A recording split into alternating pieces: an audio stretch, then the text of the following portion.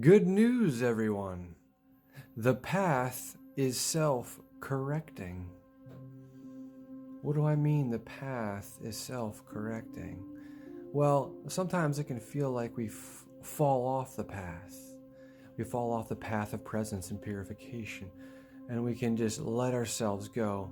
But eventually, we're going to come back around. Why do we always come back around? Well, there's nothing really else to do.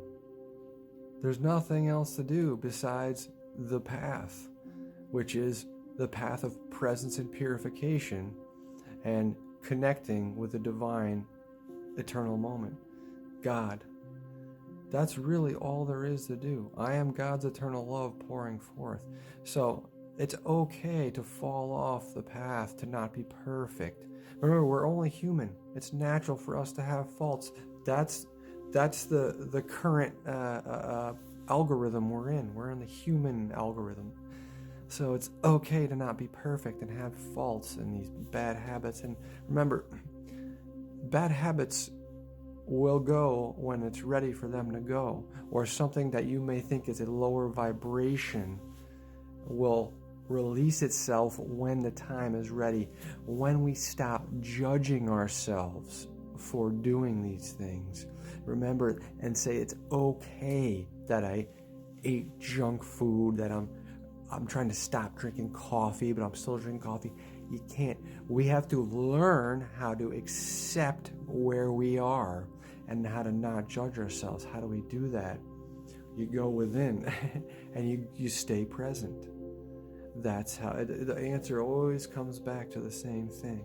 So the path is self-correcting. So you can go out and get drunk and you'll feel so bad about yourself, but it's okay because that's where you're at. You couldn't have done anything else. You couldn't have acted any other way than how you act, because we can only act based on our chemistry and our conditioning and our level of understanding ever. So it's all okay. No matter what you're doing. And remember, we're loved unconditionally, beyond fathom. So it's all okay. The path is self-correcting. How great is that? No matter what we do to seemingly mess ourselves up, you always come right back, and you might come back a little stronger. Like Ram Dass often talks about, when some people aren't ready, there was this one teacher that would just send their students out to a bar and just go get drunk, keep getting drunk, go get messed up, go gamble. And they'd be like, why would you send your students out to do that? That doesn't seem very spiritual. He said, because they have to get it out of their system.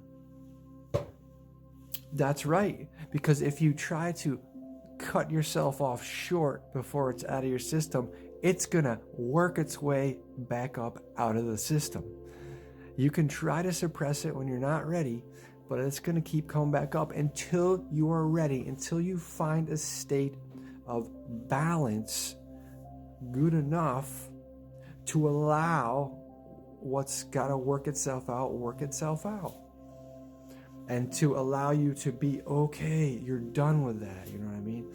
I need to find a state of balance good enough to be able to let these things go naturally. And it always comes back to going within, presence and purification. So let's try to be kind with ourselves and not judge ourselves. And everything is a practice. Everything is a practice. It's a cycle. We get caught in these cycles of suffering, right? It is through suffering we grow closer to God. It is through suffering we gain wisdom. And it is through wisdom we gain the ability to help others with their suffering, right? That's why we're here, to help others with their suffering. We gain the wisdom through our suffering to help others with their suffering, right? And that's all part of the path. We find our balance. We get higher and higher states of balance, which allows us to let go lower and lower vibrational things, raising our vibration higher and higher on a faster level. And then we get to the point where we realize that the only thing to really do is stay present in God's eternal love. And then we also get to the state where we realize the only thing to really do when you're staying present is the highest divine act your vessel is able to do, which is being completely present and allowing God's eternal love to pour forth constantly. And through this, your acts will always be your highest acts. So this is the goal of anything. This is the only real goal.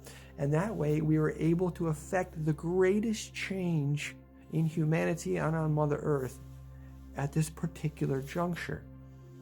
And if we have the more and more people we have who reach this state or getting close to this state, the higher we're going to raise humanity into ascension. So this is always the goal. So remember, going back to the beginning, don't beat yourself up if you fall off or if you go on a bender or whatever it is. Eventually you're going to reach a state. That's why purification is so important, because eventually you keep reaching new levels in your purification where your body, it just doesn't want any of that lower stuff. For me, that's alcohol, and it naturally fell off for me. It got to the point where I was focused enough on purification and presence in my inner work where I said, I don't see the point of even drinking this. It's toxic. It dehydrates you. It's acidic.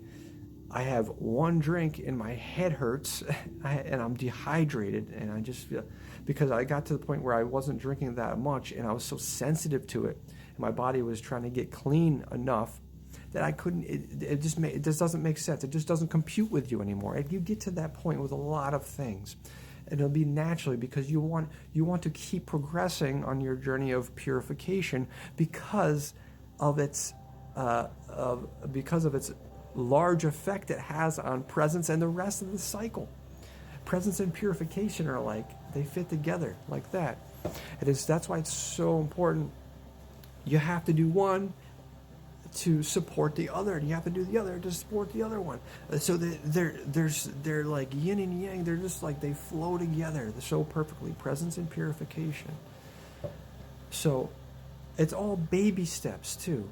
If we push too hard when we're not ready, when our balance is not good enough, we're going to fall back. And oftentimes we can fall back harder and farther than where we were. And we're like, man, I must be pushing too hard because I keep getting blasted way back here, man.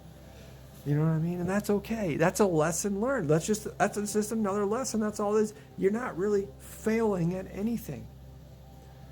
You're just learning a lesson. You're just going through what you were always going to go through. Because remember, we're just nature running off. We're not really doing anything. We can only act based on our chemistry and our conditioning and our level of understanding. We're just out here juking and jiving or whatever. You know what I mean? That's all we're doing. So, again, everything just boils back down to the same point. It's like, sometimes I get stressed out, and you're like, ain't nothing to even stress about or worry about. Because when you always like, all you got to do is get back to that present moment and keep on the path of purification, which gets to the point where it's automatic in a sense, where it's like, that's what I'm doing. And you get to the point where that's what you're doing, and your life becomes being that presence, and your devotion to God becomes your presence and purification, because both are some of the highest devotions to God we can give, because our body is a temple of God. So the greatest thing we can do is purify to the highest degree. And again, if you're doing something and you're getting stuck up and you're judging yourself, it happens to me all the time with like smoking cannabis, per se. I get off it for a long time, and sometimes I get back on it, and I tend to judge myself for it. And I just thought this came to me today. I may not be able to get rid of this, and it's not going to fall off naturally until I can stop judging myself for it, right? It's okay. Whatever you're doing is okay. We are loved unconditionally. Namaste.